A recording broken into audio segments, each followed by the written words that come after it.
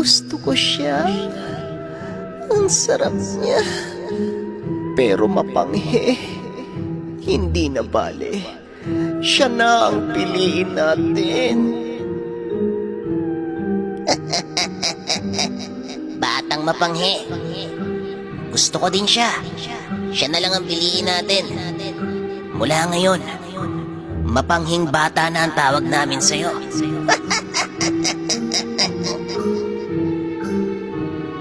Teka, sandali lang po. Huwag niyo po akong kainin. Maawa po kayo sa akin. Yan ang nararapat sa'yo. Anong masarap kainin? Hindi ako kumakain ng mapanghe. At ikaw naman, huwag kang nagpapadala dito sa isa. Umayos nga kayong dalawa. Huwag niyong takutin. Huwag niyong laitin. Pero iho, napakapanghi mo.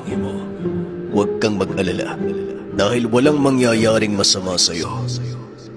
Gawi-gawi ng tawag sa amin. At ang dalawang ulo, mga kapatid ko, meron kaming misyon na kailangang tuparin. Sumama kami sa mundo ng mga tao upang pigilan ang kasamaan. Matagal na kitang inoobserbahan. Kakaiba ang tapang mo, bata. Likas din sa iyong puso ang pagtulong sa kapwa. Nakita ko ang ginawa mo.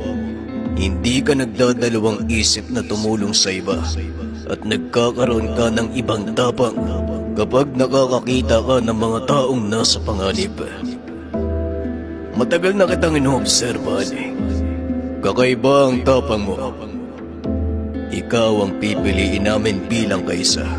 Ikaw ang makakatulong namin sa pagpuksa sa mga nilalang at elemento. Hindi ka pwedeng tumanggi. Dahil kapag ginawa mo yon, ipapakain kita sa isang ulo. Ito, yung ulo na mahilig sa gwapo. Kaya umayos ka. Maligo ka. Dahil simula ngayong gabi, magiging isa tayo.